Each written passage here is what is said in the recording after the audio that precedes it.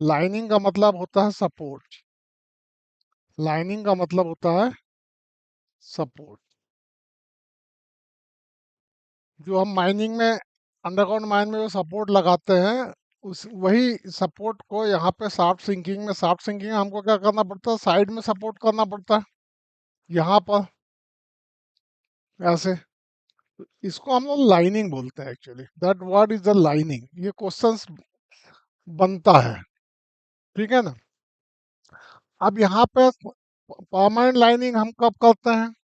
Permanent lining हमको क्या करना पड़ता है कि जब हम सॉइल के ऊपर में करते हैं, एक्सकेवेशन करते हैं, शाफ्ट सिंकिंग करते हैं, मतलब एक्सकेवेशन मतलब शाफ्ट सिंकिंग करते हैं हम। कहाँ पर? लूज ग्राउंड में। जब लूज ग्राउंड में हम करते हैं, धीरे धीरे हमारे पास में हार्ड ग्राउंड आ जाता है। लूज ग्राउंड के बाद, लूज ग्राउंड में हम क्या करते हैं, टेम्पररी लाइनिंग करते हैं। टेम्पररी लाइनिंग जो उस दिन मैंने बताया था, पटिया लगा के, रिंग लगा के, है ना। आप क्या करते हैं, जब लूज खत्म हो जाता है, जब हार्ड आ जाता है, हार्ड ग्राउंड आ जाता है, और ये भी हार्ड ग्राउंड हमको 6-7 मीटर एक्स्ट्रा चलाना पड़ता है, मतलब कम से कम 3 से 4 मीटर मिनिमम, 3 से 4 मीटर हमको नीचे ले जाना पड़ेगा। इस जगह पे हमारा हार्ड यहाँ तक लूज आया, और उसके बाद में हमारा हार्ड आ गया, तो हम 3-4 मीटर यहाँ हार्ड करेंगे। और उसके बाद में, और यहाँ पर एक चीज ध्यान रखने का है कि हमारा जो फिनिश डायमीटर है जो बनेगा, उससे ज्यादा हमको एक्सकेवेशन करना पड़ता है। नॉर्मली हम 30 सेंटीमीटर का लाइनिंग करते हैं, तो शाफ्ट का फिनिश डाया जो भी होगा, डायमीटर में हम क्या करेंगे, 30 सेंटीमीटर जोड़ देंगे। जैसे मान लो 3 मीटर का डाया है, ठीक है, तो इसमें रेडियस कितना हो जाएगा, 1.5 मीटर। 1.5 मीटर रेडियस में 0.3 मीटर जोड़ना पड़ेगा आपको, क्योंकि ये तो डायमीटर हो गया, तो हमको चारों साइड 30 सेंटीमीटर बढ़ाना होगा, तो ये 3.3 और 0.3 ऐड होगा इसमें, तो ये हो जाएगा 3.6 मीटर का। हमको 3.6 मीटर का खोद के लेके चलना पड़ेगा, ताकि 30 सेंटीमीटर का लाइनिंग हमको चारों साइड में करने का मौका मिले, ठीक है ना। तो हमारा सांप का डायमीटर छोटा हो जाएगा। अब ये लाइनिंग जो है हम बहुत 2-3 तरीके से करते हैं। नॉर्मली दो ही तरीका बड़ा फेमस है। एक तो ब्रिक वर्क की लाइनिंग, जो कुओं में लोग करते हैं, वेल में या पत्थर लगा देते हैं। दूसरा कंक्रीट की। और स्पेशल यदि कुछ करना है तो स्टील टबिंग, पर ये लॉन्ग टर्म के लिए ठीक नहीं है, क्योंकि स्टील में क्या है, जंग लग जाता है, बाद में ये खराब हो जाते हैं। तो अभी हमारा कंट्री में ब्रिक लाइनिंग और कंक्रीट लाइनिंग के अलावा इस स्टील की लाइनिंग कहीं पर भी नहीं देखने को मिलती है, ठीक है।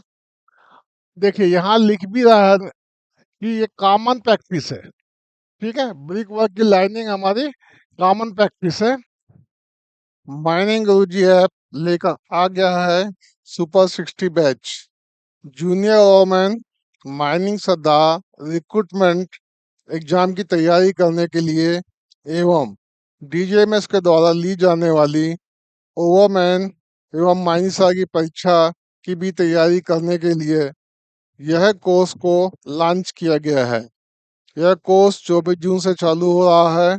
इसमें ऐप पर लाइव क्लास होगी, साथ ही क्लास के वीडियो, टेस्ट एवं नोट्स भी ऐप पर दिए जाएंगे।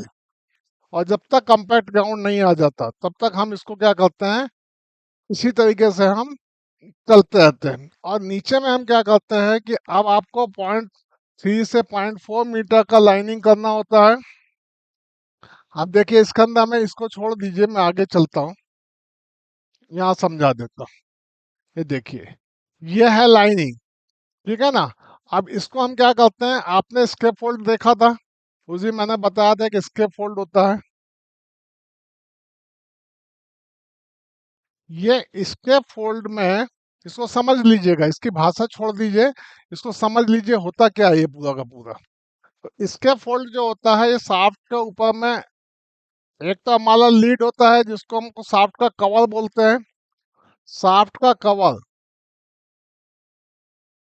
शाफ्ट का कवर, इसको हम लीड भी बोलते हैं, लीड। ठीक है, ये लीड बोलते हैं। और शाफ्ट का कवर करने का एक तरीका और है, कल मैंने बताया था, उसके अलावा भी एक तरीका है जो पुराने समय में यूज होता था। वो तरीका ये है कि इसके अंदर में हम इसको दो पार्ट में रखते हैं। अब ये पार्ट को क्या करते हैं, यहाँ पर ये ऐसा फ्लैट रहता है एक्चुअली, ऐसा इधर भी फ्लैट रहता है। यहाँ पर लोहे की गर्डर के साथ हिंजेस लगे होते हैं, इसमें भी हिंजेस लगे होते हैं। और इसके पीछे साइड में यहाँ पे विंच होती है। विंच मतलब एक छोटा सा क्रेन टाइप का, इसमें मतलब ये हाथ से चला सकते हैं इसको। इसमें एक लीवर रहता है ऐसे वाला, इससे घुमाएंगे तो इसमें यहाँ से रोप बंधा होता है ऐसे। इसमें सेम टाइप का यहाँ पे भी एक विंच होती है, और इसमें भी हैंडल होता है ऐसे।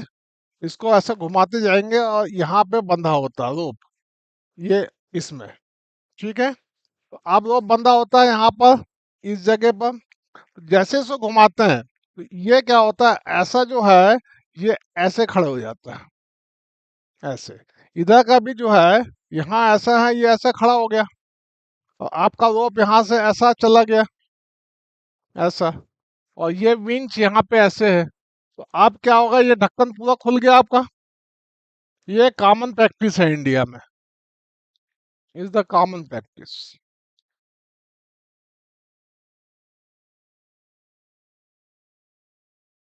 ये सब कॉमन प्रैक्टिस में आती है। इसको हम लोग बोलते हैं विंच। ये पावर विंच नहीं होती है, मतलब इसको मैनुअल विंच बोलते हैं, मैनुअल। मतलब आप हाथ से घुमा के तीन चार लपेटा तो छोटा सा ड्रम रहता है, छोटे से ड्रम में आप उसको लप करके लॉक कर दीजिए। ठीक है, और जब उतारना है तो लॉक खोलिए, धीरे से छोड़िए, वो अपने आप नीचे चला जाएगा। ठीक है, फिर लॉक कर दीजिए। बस ये बहुत बड़ा काम नहीं है, बस छोटा सा काम है, बस बनाने के लिए इसको थोड़ा टाइम लगता है कि तो बन जाता है। ठीक है, अब स्टेप फोल्ड जो होता है, वो स्टेप फोल्ड क्या होता है, इसके बीच में से सिंकिंग बकेट को निकलने को जगह होती है। और साफ्ट में हम इसको, ये साफ्ट है हमारा खुद रहा है,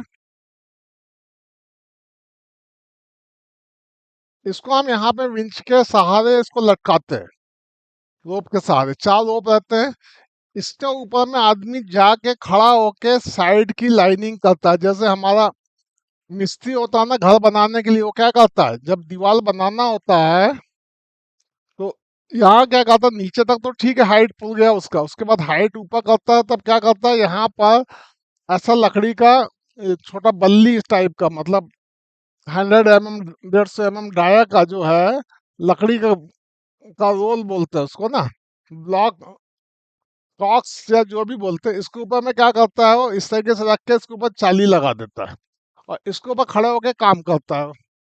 भाई इसको खड़े होकर काम करने को जगह तो चाहिए ना, वैसे ही ये भी हमारे काम करने की जगह है। यहाँ पर मटेरियल इकट्ठा कर लेते हैं लोग इस जगह से, और ये बकेट को नीचे भी ले जाया जा सकता है, इस छेद रहता है इसमें। इसका फोटोग्राफ अभी दिखाएंगे। इसके अंदर में यहाँ खड़े होकर इसके अंदर में ब्रिक वर्किंग करते हैं। तो जहाँ हमारा हार्ड ग्राउंड आ गया है, देखिए ये हार्ड ग्राउंड आ गया था हमारा यहाँ पे, इतना हमने इतना चौड़ा खोदा था इसको, ऐसा। और 3 से 4 मीटर हमने नीचे ले गए थे। तो यहाँ पे ये जो बन गया है, ये पोर्शन बन गया। ठीक है, इसके ऊपर हम ब्रिक वर्क कर देते हैं। ठीक है, और यहाँ पे हमको सपोर्ट लगाना पड़ता है, क्योंकि हमको नीचे भी साफ, यहाँ पे थोड़ा ज्यादा खुदाई हो जाती है, 3 मीटर मतलब 60 सेंटीमीटर से भी ज्यादा खुदाई हो जाती है, क्योंकि ये लूज रहता है, टूट जाता है ऐसे। इसके पीछे में भी हम कंक्रीट भर देंगे या मटेरियल भर देते हैं। ठीक है, नॉर्मली सॉइल और सैंड मिक्स करके भरते हैं इसके पीछे में, ताकि लोड भी ना पड़े और पानी भी पर्कुलेट हो जाए। सॉइल प्लस सैंड 50-50% इसको मिला के इसके पीछे में डाल देते हैं, ताकि इसको कम्पैक्ट ना हो। ये सैंड क्या करेगा, शॉक का काम करेगा, शॉक को एब्जॉर्ब करेगा, और दूसरा पानी को पर्कुलेट करेगा। तो ये 50 + 50% के ऊपर में इसको डाल देते हैं।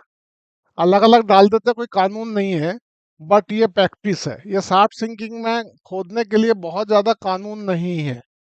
साफ को सिर्फ वाइंडिंग को ऑपरेट करने के लिए कानून कायदे बहुत ज्यादा है। ठीक है ना, इसके अंदर लॉ में बहुत ज्यादा कुछ है नहीं, सिर्फ प्रैक्टिस ही प्रैक्टिस है। पेजेस के क्वेश्चंस बहुत सारे बनते हैं हमारे। ठीक है, इस जगह पर देखिए, यहाँ पे खड़ा होकर आदमी काम करता है, यहाँ पे खड़ा हो गया और यहाँ पे ब्रिक जोड़ देगा, ऐसे चारों साइड से खड़ा हो जाएगा। इस तरीके से ये हमारा ब्रिक वर्क होते जाता है और हम लाइनिंग करते चले जाते हैं। पहला चीज ये ब्रिक लाइनिंग हो गया।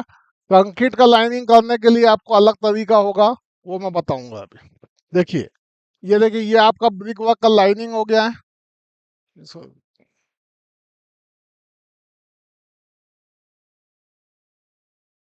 हाँ, ये ब्रिक वर्क का लाइनिंग है आपका, देखिए ये वर्क ब्रिक वर्क का लाइनिंग। ये इस तरह से ईंटा जुड़ती है, ये तो सभी ने देखा। इसके पीछे में ये है, यहाँ पे सैंड जो है, सैंड और मिट्टी जो है उसको मिक्स करके डाल देते हैं। अब देखेंगे कि हमने इसका 30 सेंटीमीटर का ब्रिक वर्क तो कर दिया, पर यहाँ पर हम क्या करते हैं, ये देखिए, ये स्ट्रक्चर आप देख रहे हैं, ये वाला, ये ड्रेन के लिए बनाया जाता है, ड्रेन। और ये भी ड्रेन का स्ट्रक्चर है पूरा का पूरा। देखिए इस तरीके से, तो ये जो शाफ्ट है ना, ये नीचे में इसको फंसा दिया जाता है बोल्ट कर करके। ये हमारे पास में जगह होती है ऐसे, जहां से हमने ब्रिक वर्क करके लेके आया, मान लो हमने 2 मीटर ब्रिक वर्क कर लिया, उसके बाद हमारा प्लेटफॉर्म बन गया। इस प्लेटफॉर्म के ऊपर में हमने इसको रख दिया। ठीक है, इसको पूरा का पूरा चारों साइड में हमने इसको रिंग टाइप का बना के और नट बोल्ट टाइट कर दिया। अब इसका जो पोर्शन है, देखिए ये बाहर निकला है, जहां तक ब्रिक वर्क हुआ है, और हमने इसको बाहर निकाल दिया, यहाँ पे इसको हमने रखा है यहाँ पर। और इसके बाद इसको थोड़ा सा कम ब्रिक वर्क करके फिर से करते हैं। तो जो भी पानी आएगा शाफ्ट से, वो इसमें आएगा, और इसमें फिर नीचे में ये छेद है, इसमें से पाइप लगा दिया जाता है। ठीक है, तो वाटर गार्लेंड कर्व बोलते हैं, इसका नाम है वाटर गार्लेंड कर्व। इसको याद रखिएगा, वाटर गार्लेंड कर्व के नाम से जाना जाता है। ठीक है, अब इसके अंदर में, अब हमारे पास में देखिए, माइनिंग के विभिन्न एग्जामिनेशन की तैयारी करने के लिए माइनिंग गुरुजी ऐप को लॉन्च किया गया है। इसमें लाइव क्लासेस चलाए जाते हैं, साथ ही वीडियो कोर्स और टेस्ट सीरीज भी है, जो आपको विभिन्न मायने की परीक्षा की तैयारी करने में बहुत सहायता प्रदान करेगी। माइनिंग गुरुजी ऐप को प्ले स्टोर से जाकर डाउनलोड कर सकते हैं, एवं इस वीडियो के डिस्क्रिप्शन में भी इस ऐप का लिंक दिया जा रहा है। Permanent lining is generally not required. अब क्या होता है, ये तो हो गया हमारा लूज मटेरियल में,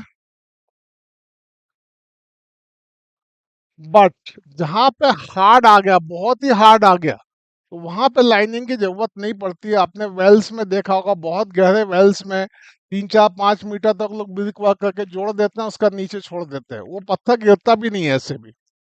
मैक्सिमम शाफ्ट में परमानेंट लाइनिंग बहुत कम है। ठीक है ना, बस ऊपर की जो ब्रिक वर्क की लाइनिंग है, कंक्रीट की लाइनिंग है, वही होता है। बट कुछ कुछ कुछ जगह पे, जैसे यहाँ पे सुदामडी, मुनेडी, यहाँ पे कंक्रीट की लाइनिंग किया गया है, परमानेंट लाइनिंग किया गया है, पूरे शाफ्ट में surface to bottom of the shaft किया गया है, क्योंकि यहाँ का स्ट्रेटा उतना हार्ड नहीं है। ठीक है, अब ये तो हमने क्या किया कि लूज मटेरियल में खोदते खोदते टेम्पररी लाइनिंग करते हुए नीचे चले गए, प्लेटफॉर्म का बेस बन गया, हमारा प्लिंथ बन गया, और प्लिंथ से हमने ब्रिक वर्क करते हुए ऊपर आ गए, टेम्पररी लाइनिंग को धीरे धीरे धीरे निकालते चले गए। ठीक है, और हम ब्रिक वर्क करते चले गए। अब आता है कि हम शाफ्ट सिंकिंग जब करते हैं, तो ये हर बार ऐसा संभव नहीं है हमारे लिए, क्योंकि हमको सिंकिंग बंद करना पड़ता है। तब हम क्या करते हैं कि परमानेंट लाइनिंग के टाइम में हमारा शाफ्ट सिंकिंग भी चालू रहता है, और परमानेंट लाइनिंग भी होती है। परमानेंट लाइनिंग हमेशा ऊपर से नीचे की ओर होती है। जैसे ये शाफ्ट है, आपने टेम्पररी लाइनिंग तो कर लिया यहाँ तक,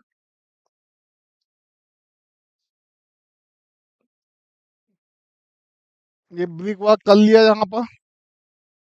अब इसको क्या करते हैं, इसका भी मतलब जितना आपको फिनिश लेना, तो इसको भी फिर क्या करते हैं, इसको सपोर्ट करते हैं। ठीक है, यहाँ पर पूरा का पूरा लोहे के की चैनल से सपोर्ट करते हैं, और इसका फिर खोदते जाते हैं, इसका फिनिश डाई, यदि हमको लाइनिंग करना है तो हमको डायमीटर बड़ा ही रखना पड़ेगा। अब इसके ऊपर में यहाँ से कंक्रीट करते हुए चलते हैं। अब ये कंक्रीट करेंगे कैसे भाई? आपका घर में जो कंक्रीट छत में किया जाता है, वो कंक्रीट कैसे करते हैं? सबसे पहले सेंटरिंग लगाते हैं, ठीक है। आपने यहाँ पे छत में, आपने क्या किया, आपका जो कॉन्ट्रैक्टर होगा वो यहाँ पे खूंटा लगा लगा के प्लाई या लोहे की सीट ऊपर लगाते जाता है ना। इस तरह से टाइट कर, उसके ऊपर लोहे की जाली बिछा के फिर कंक्रीट करता है, तो कंक्रीट नीचे ना गिर जाए, उसको बोलते हैं सेंटरिंग। हम आरसीसी नहीं करते हैं, ध्यान रखना, नो आरसीसी। तो क्वेश्चन आ सकता है कि आरसीसी की लाइनिंग, ठीक है ना, उसमें पूछेगा एक्चुअली, जिस जो भी टाइप से पूछे, पर आपको ये मालूम होना चाहिए कि आरसीसी की लाइनिंग जो है, no RCC lining in light support, support of soft, ठीक है। आरसीसी का मतलब क्या होता है? आपका रॉड, ठीक है ना, ये रॉड जो रूफ में हम लोग स्लैब करते हैं ना, उसमें जो यूज करते हैं, स्लैब जो नॉर्मली पूरे इंडिया में हिंदी में सरिया के नाम से जाना जाता है, सरिया, इसका नाम है रिब्ड बार। बहुत ऐड आती है, दुनिया भर की कंपनियां हैं, ठीक है। अब इसका परमानेंट लाइनिंग करने के लिए क्या तरीका है, ये देखिए। ये है आपका स्कैफोल्ड, ये डिजाइन तो देख रहे हैं, ये स्कैफोल्ड है ये। स्कैफोल्ड का मतलब होता है प्लेटफॉर्म। शाफ्ट सिंकिंग में एक यही दिक्कत है, या शाफ्ट का वाइंडिंग के रेगुलेशन में यही दिक्कत है कि जो टर्मिनोलॉजी है, मतलब जो शब्द यूज किए गए हैं,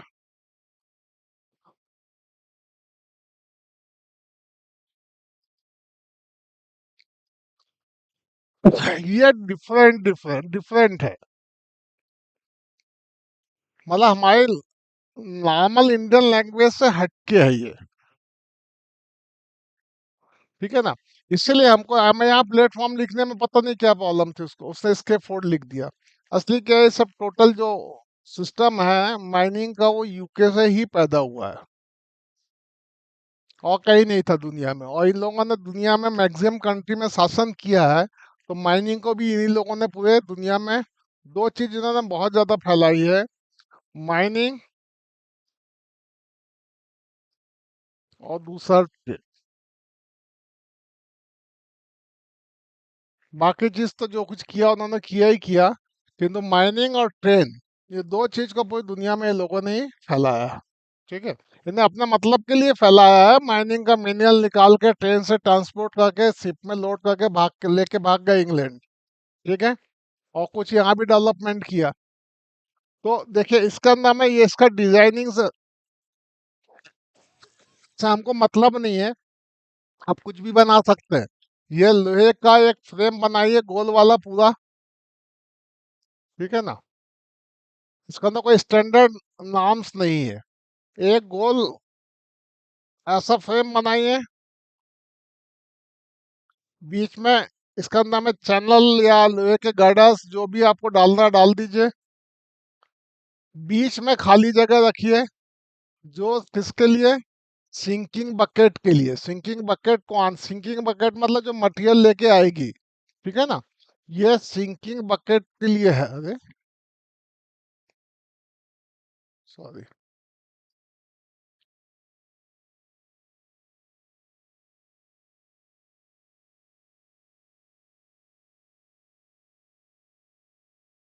सिंकिंग बकेट के लिए स्पेस छोड़ देते हैं,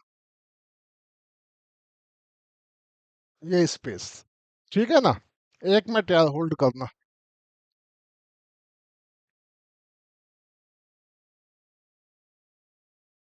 ठीक है। तो यहाँ पर ये सिंकिंग बकेट को लेके जाने के लिए जगह छोड़ देते हैं। बाकी इसमें क्या करते हैं, यहाँ पे ऐसे पटिया डाल देते हैं, और ये पटिया को क्या करते हैं, सब फिक्स कर देते हैं नट बोल्ट से। ऐसे लूज नहीं रख सकते। लूज रखेंगे, पटिया मान लो हिली डुलेगी तो आदमी सीधा शाफ्ट के नीचे में घुस जाएगा। अब उसने ये डिजाइन किया है, ये एक्चुअली डिजाइन देशमुख साहब ने दिया है कि मुनिडी माइन में जो है ना, जो इन्होंने बनाया था उसको इन्होंने यहाँ पे छाप दिया। ठीक है। और अलग अलग माइन में ये अलग अलग ही बना है, कहीं कोई फिक्स नाम्स नहीं है, बट इसके फोल्ड आपको समझना होगा। देखिए, ये इसके फोल्ड को क्या करते हैं, देख लीजिए। अब यहाँ पे आपको बहुत ही अच्छा, इसका नाम ही है ब्रेकिंग इसके फोल्ड। मतलब इसका नाम है ब्रेकिंग करते हैं। और इसका ब्रेकिंग मतलब ईंटे की जुड़ाई, उसको ब्रेकिंग बोलते हैं। ठीक है। ये ब्रेकिंग जो है, ब्रेकिंग करने के टाइम पर इसके ऊपर खड़ा रहना पड़ता है हमको, इसलिए इसका नाम ब्रेकिंग इसके फोल्ड ही रख दिया है इन्होंने। ये देखिए, यहाँ पे ऊपर से ये चैन से लटका हुआ है, और ऊपर में ये जो रोप है, ये देखिए, ये रोप जो है आपका विंच के सहारे, विंच विंच के सहारे चार रोप लटके होते हैं। उसके बाद में यहाँ पे डीलिंक होता है। ठीक है। और डीलिंक के बाद में यहाँ पे एक्चुअली क्या है बताऊंगा, इसका कोई इसका मतलब है इसके अंदर में। ठीक है ना। ये यहाँ पे जो थोड़ा सा बड़ा चौड़ा सा लोहे का, उसके ऊपर रबड़ का पैकिंग देके इसको इस तरीके से बनाया जाता है कि इसके ऊपर में राइडर आके रुकता है, ताकि झटका ना लगे। ठीक है। और उसका चैन से इसको टांग दिया जाता है। ये इस तरीके से आता है, इसके बीच में यहाँ पे नीचे जाने के लिए जगह होती है।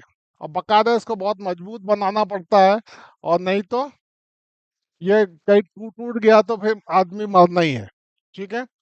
तो ये होती है ब्राइडल चेन, इसको बोलते हैं ब्राइडल चेन। चेन ही है, लिंक चेन बोलते हैं इसको। लिंक्ड, नाम सब लिखते जाइएगा भाई। लिंक्ड चेन, लिंक चेन का मतलब होता है, इसी को यहाँ पे ब्राइडल चेन बोलते हैं। गले में पहनते हैं ना, ब्राइडल क्या होता है, ठीक है ना। तो ब्राइडल और ग्रूम का क्या है ना, दूल्हा दुल्हन वाली चेन है ये, समझ आओ ना। तो इसके अंदर में इसको चैन को से लटका दिया जाता है, अब मजबूत रहता है ये। ठीक है। इस टाइप से आता है, ब्रिक वर्किंग होती जाती है। अब इसका नाम क्या है, ये देखिए, ये डिजाइन दिया है उन्होंने वालिंग स्कैफोल्ड का। इसमें 2 मीटर का, 3 मीटर का, 1 मीटर का, किसी भी साइज का भी आप इसके अंदर में यूज कर सकते हैं पटिया। कहीं कुछ फिक्स नहीं है, किंतु ये होना चाहिए वेरी स्ट्रांग। बस एक ही फार्मूला है इसका, it should be very strong. लिख लीजिए। दूसरा सेफ, इसका नाम है सेफ्टी होना चाहिए, सेफ होना चाहिए। और तीसरा easily move up and down हो जाए। ठीक है ना। ये इजीली अप एंड डाउन हो जाए। और फोर, इसमें स्ट्रांग हैंगिंग रोप होना चाहिए।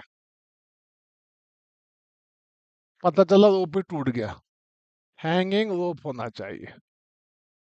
ठीक है। नेक्स्ट है ब्राइडल चेन, स्ट्रांग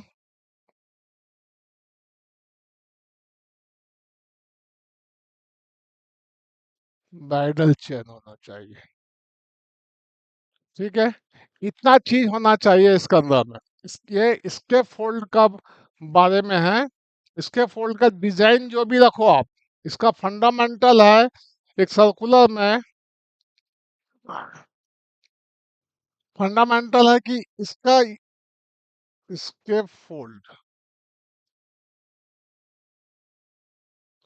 ये डीजेएमएसजी बोलता है कि आपके पास में वेरी स्ट्रांग होना चाहिए, सेफ्टी होना चाहिए, इसमें इजीली अप एंड डाउन होना चाहिए, स्ट्रांग हैंगिंग रोप होना चाहिए, स्ट्रांग ब्राइडल चेन होना चाहिए, ताकि किसी भी कंडीशन में इसके ऊपर ब्रिक भी रखना पड़ेगा ना आपको, क्योंकि लाइनिंग करने के लिए कंक्रीट भी करना पड़ेगा, तब भी रखना पड़ेगा। ब्रिक है तो ब्रिक भी रखना पड़ेगा, मसाला भी रखना पड़ेगा। मसाला वो तो ऊपर से बन के आएगा, बट नीचे भी आपको बनाना पड़ सकता है, तो ये इसके अंदर में होता है। अब देखिए, इसका नाम है, एक शब्द आया राइडर। राइडर होता क्या है? ये बहुत इंपॉर्टेंट चीज है। राइडर का आप देखिए, ये देखिए, फोटो देखिए, फोटो देखने से ही आपको समझ में आएगा, लैंग्वेज से कुछ समझ में नहीं आता। यहाँ पर, ये देखिए, यहाँ पर देखिए, मैं बता देता हूँ आपके पास में, ये जो जगह है यहाँ पे, ये देखिए, ये मैंने बताया था, इस जगह पर, ठीक है। इसी में ये असली क्या है, यहाँ पर मोस्टली क्या करते हैं हम लोग, ये जो रोप है जिसमें स्टेप फोल्ड को हम टांगते हैं, हैंग करते हैं। शुरू में तो ठीक है, बाद में इसको गाइड रोप में बदलना पड़ता है, गाइड रोप में कन्वर्ट करते हैं। जो हैंगिंग रोप होता है इसके फोल्ड के लिए, हैंगिंग रोप,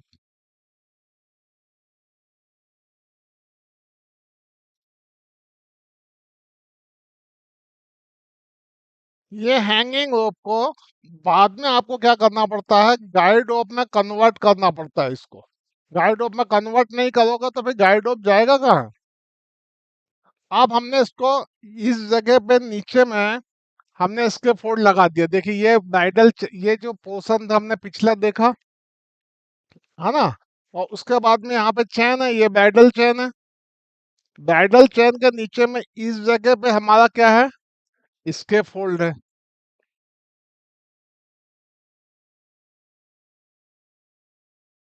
ये इसके फोल्ड पे बीच में जगह है, यहाँ पर। क्योंकि आपको नीचे खुदाई करना है तो मटेरियल, और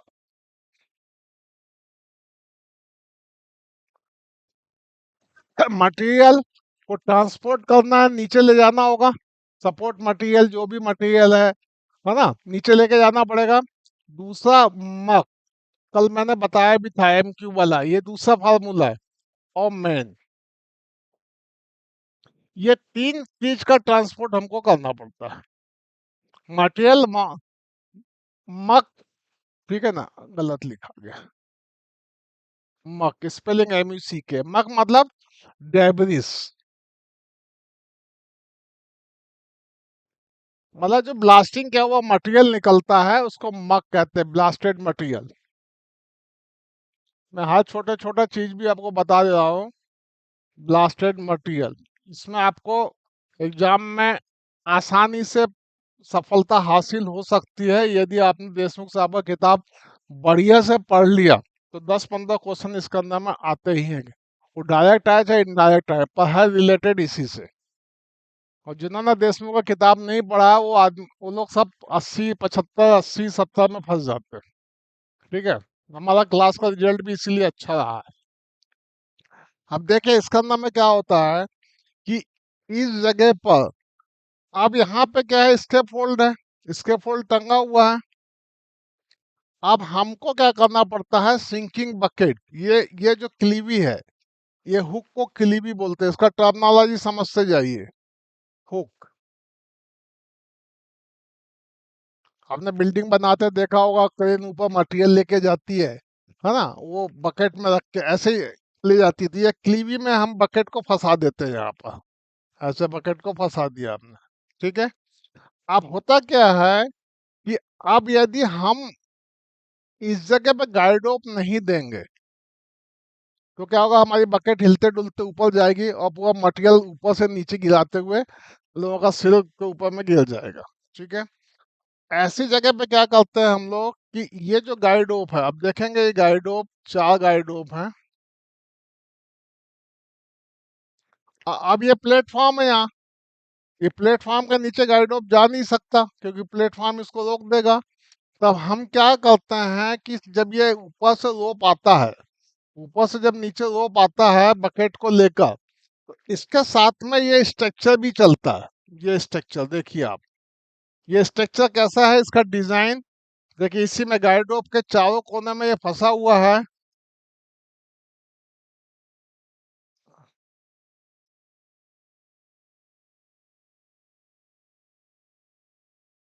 ये इस टाइप का रहता है ना। इसका यदि व्यू देखें आप, ये ऐसा रहता है। ये चारों साइड में चार चार टुकड़ा रहते हैं इसमें।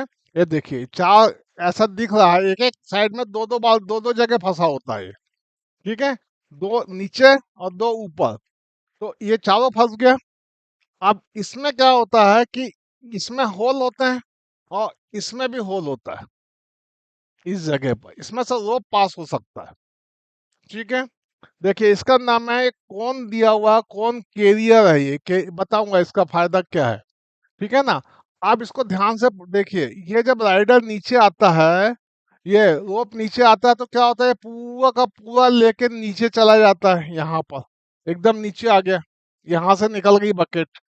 अब बकेट तो निकल गई, किंतु इस जगह पे राइडर को जाने के लिए जगह नहीं है, और राइडर में छेद है, आके राइडर यहाँ पे रुक जाता है इस जगह। ये पूरा का पूरा स्ट्रक्चर पूरा का पूरा रुक जाता है, ठीक है। अब ये जब नीचे चला गया, और इसका कानून है कि 22.5 मीटर से ज्यादा गाइड रोप नहीं होना चाहिए, not more than 22.5 metre from bottom, ठीक है। उससे कम ही रखते हैं नॉर्मली, 10-12 मीटर रखते हैं, पर 22.5 मीटर से ज्यादा अलाउ नहीं है, नहीं तो बकेट हिलती रहेगी, नीचे गाइड रोप नहीं रहता है, ठीक है। ऐसी जगह पर क्या करना पड़ता है कि जब बकेट नीचे गई तो ये पूरा स्ट्रक्चर जो है, ये फ्रेम वाला, ये वाला यहाँ पे अटक गया ये, इसको हम लोग राइडर के नाम से जानते हैं, ठीक है। अब इसके अंदर में यहाँ पे छोटा छेद छेद, मतलब दिखता छोटा है, ये बड़ा है एक्चुअली, ठीक है ना। गाइड ऑफ पूरा निकल जाता है, ये पूरा सेफ्टी हुक वगैरह सभी निकल जाता है इसमें से। जब ये आएगा तो ये यहाँ पे रुक जाएगा इस जगह पे, और सिंकिंग बकेट हमारी रोप के सहारे पूरी नीचे चली आई, तो ये एरिया पूरा खाली हो जाएगा, ये वाला ये पूरा खाली हो जाएगा, ये वाला। आपको सिर्फ वहां पे रोप दिखाई देगा, ठीक है ना। यहाँ पे आपको रोप दिखेगा।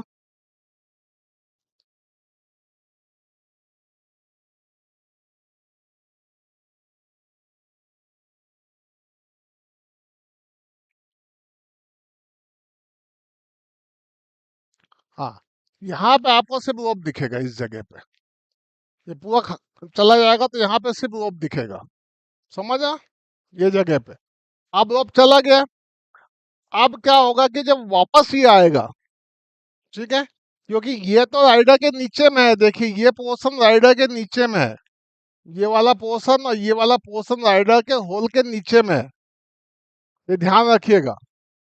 जब ये नीचे जाएगा तो ये भी चला जाएगा, क्योंकि जब वापस आएगा ना, तो राइडर में इतनी जगह नहीं है कि ये वाला स्ट्रक्चर जो ये जाली जाली दिखता रिंग कौन है एक्चुअली, ये इसको बोलते हैं कौन, ये यहाँ से निकल नहीं सकता बाहर। बाकी तो सब निकल जाएगा, सेफ्टी हुक भी निकल जाएगा, कौन भी निकल, कैपल भी निकल जाएगा, रोप भी निकल जाएगा, डी लिंक भी निकल जाएगा, किंतु ये जो कौन है, कैरियर कौन बोलते हैं इसको, ध्यान रखिएगा, इसका नाम कैरियर कौन है, या कौन कैरियर।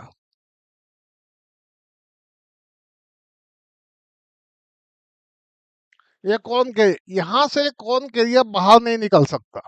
तो जैसे ही हम बाइंडिंग चलाएंगे और खींचेंगे तो क्या होगा, जैसे ये कौन यहाँ आएगा, तो जब निकल नहीं सकता तो क्या करेगा, ये लूज है, लूज फंसा हुआ है, तब ये जैसे इसको टकराएगा और वो ऊपर खींचेगा तो ये साथ में ये भी चल देगा, ठीक है, ये भी चल देगा।